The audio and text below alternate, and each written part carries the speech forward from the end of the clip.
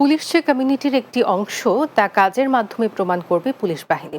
সব ক্ষেত্রে জনসেবার লক্ষ্যে কমিউনিটির সাথে পুলিশ একাত্ম হয়ে কাজ করবে।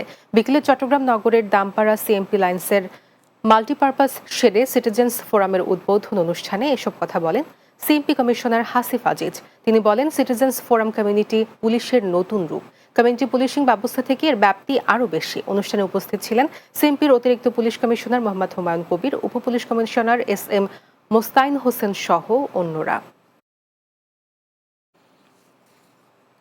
বাংলাদেশ সম্মিলিত সনাতনী জাগরণ জোটের মুখপাত্র চিন্ময় কৃষ্ণ দাসের বিরুদ্ধে হত্যা চেষ্টা মামলা দায়ের করা হয়েছে। বিকেলে চট্টগ্রাম মেট্রোপলিটন ম্যাজিস্ট্রেট আবু বকর সিদ্দিকের আদালতে মোহাম্মদ এনামুল হক চৌধুরী নামে এক ব্যবসায়ী বাদী হয়ে এই মামলাটি করেন। বিষয়টি নিশ্চিত করে আদালতের এপিপি অ্যাডভোকেট রিয়াদ উদ্দিন বলেন, চিন্ময় কৃষ্ণ দাস ব্রহ্মচারী সহ 164 জনের নাম উল্লেখ করে অজ্ঞাত 400 থেকে 500 জনের বিরুদ্ধে হত্যা চেষ্টার মামলা করা হয়েছে। আদালত বাদী ব্যবসায়ী এনামুল হক চৌধুরীর বক্তব্য গ্রহণ করে নগরের কোতোয়ালি থানার ভারপ্রাপ্তকে তদন্তের নির্দেশ দিয়েছেন।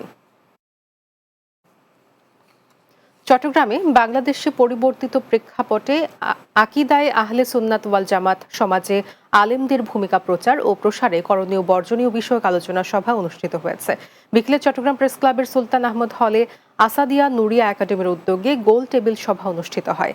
আহলা দরবার শরীফের সাজ্জাদানশীন মোহাম্মদ শরফুদ্দিন সম্রাটের সভাপতিত্বে এতে প্রধান অতিথি ছিলেন আহলে সুন্নাত ওয়াল জামায়াতের কেন্দ্রীয় চেয়ারম্যান মোহাম্মদ মঈনুদ্দিন আশরাফি। এ সময় উপস্থিত ছিলেন জামিয়া আহমদিয়া সুন্নিয়া মাদ্রাসার সাবেক অধ্যক্ষ সৈয়দ মোহাম্মদ ওসিউর রহমান, মোহাম্মদ সোলাইমান আনসারি, আল্লামা মুফতি কাজী আব্দুল ওয়াজেদ সহ দেশের বিশিষ্ট ইসলামিক চিন্তাবিদগণ।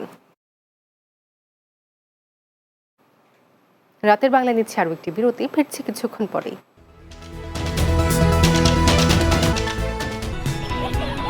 মেয়ের জন্য ফিউচার প্ল্যান করে রেখেছি।